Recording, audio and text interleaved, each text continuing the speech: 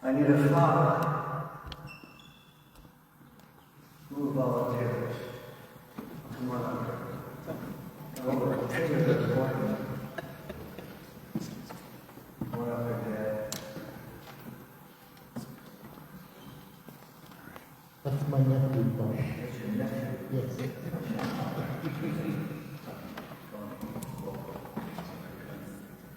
Tony, you ever heard these words?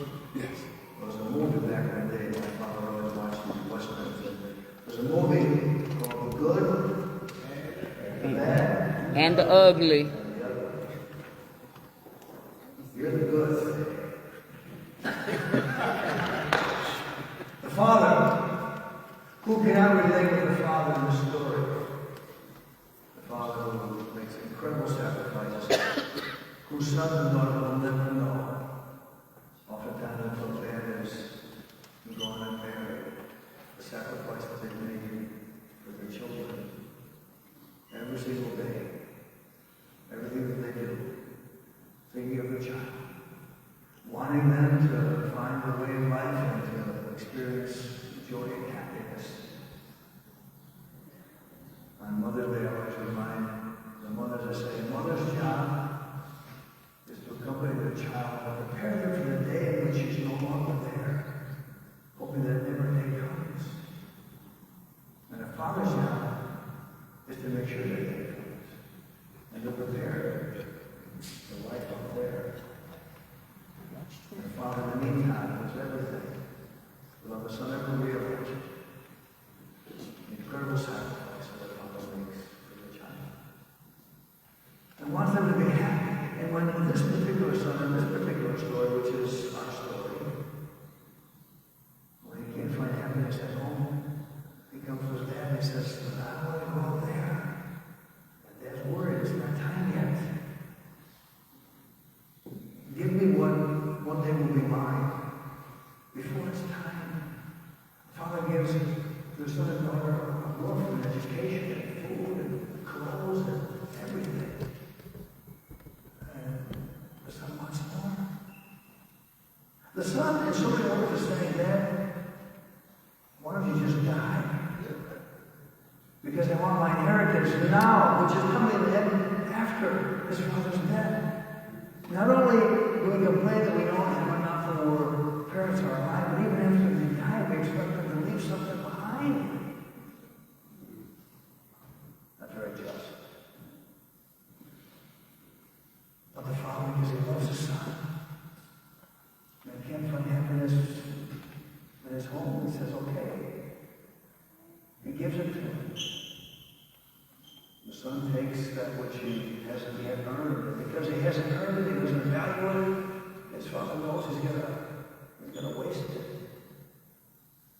He's gonna suffer out there. But he loves his son, and he gives him the answer. He gives him his blessing. Now I need a son. Just call him by name. Any volunteers? He said they gonna put me on the spot. Don't be scaring my new like How are you? Angel. Angel, thank you, Angel. Unfortunately, Tony's good and you're the bad. This is the son who's given everything and he wants more. And he takes what isn't his.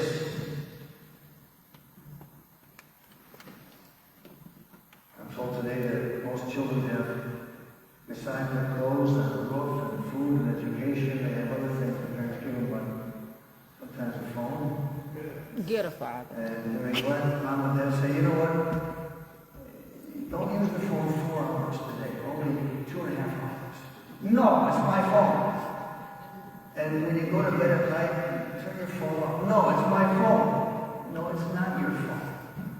It's my phone that I gave to you, and I'm asking you to turn it off for a little bit. I'll never forget a story that a father told me. He said, a number of years ago, his son got to a certain point after high school, and he didn't know what he was going to do yet with his life. And so the dad offered him a job where he works. He got him a job. And he was working with dad.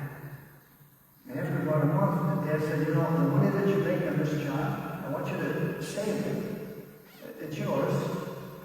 You're going to earn it. And I want you to hang on to it.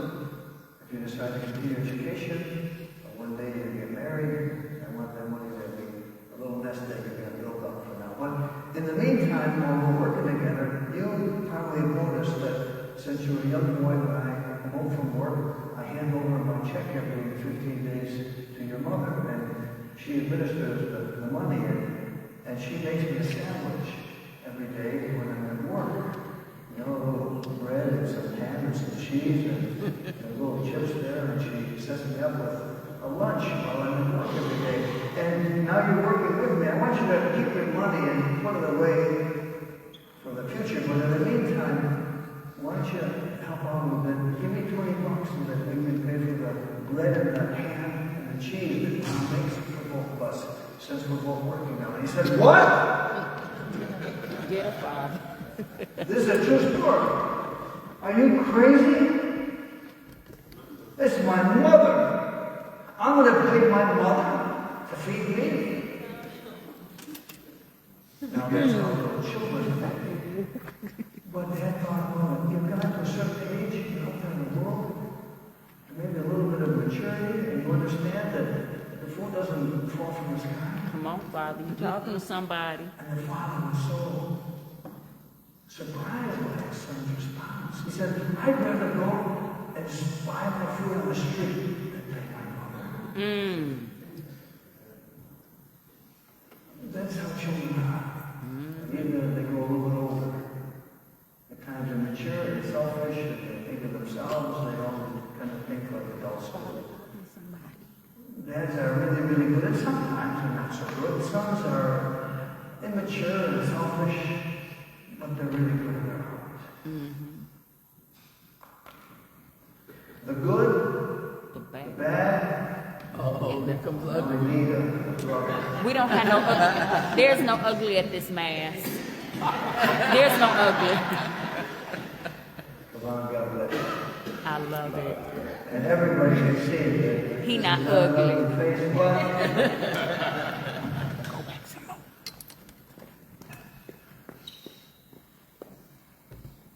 it's not just that he gave him his inheritance before his time.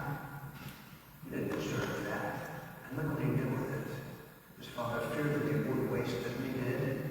It's certainly not just what he asked for, but what he did. And so, the other son, he's upset with his dad, and he's really mad at his little brother. He's always doing the right thing. He reports to work every day. And this little brother of his, he's really angry with him. He left him to do his work and his little brother's work, and he's gone. And you can imagine what he's doing out there with the inheritance he didn't earn. And every day he grows more and more angry. It gets uglier and uglier and uglier. He despises his little brother. He judges his own man.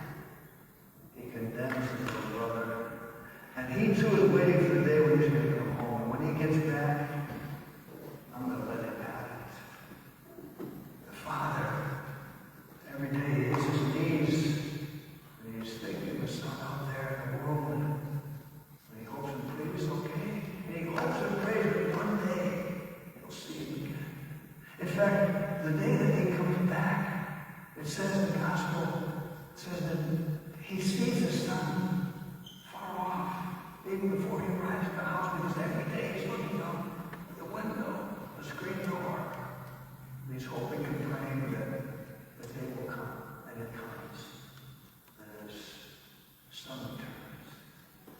His son has a plan. He's going to bend down and beg for mercy. And the father doesn't even want to hear the words. He just says, I'm just so glad you're here. He gives him a hug. He gives him a kiss. He puts a ring on his finger. He some nice clothes and some sandals on his feet. He knows he's suffered out there in the world. He knows he's learned his lesson. He's come back home. He's repented. And there's a huge party that Dad wants to have for his brother, for his son who's lost and been found. He knows he's dead. Now this guy rightly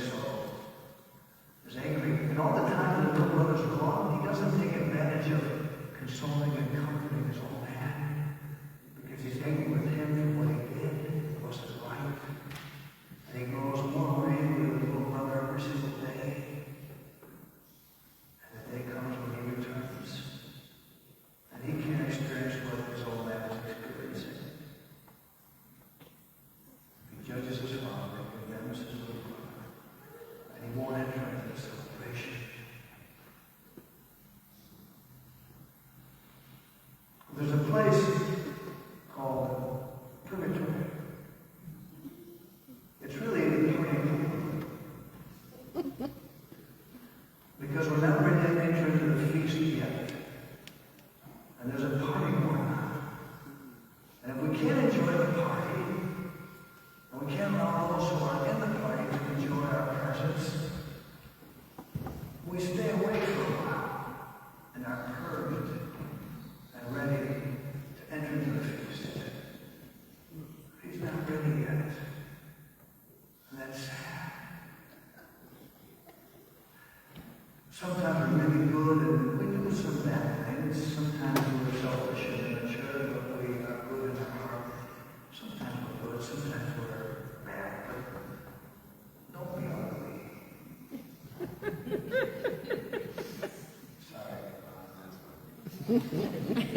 Sorry.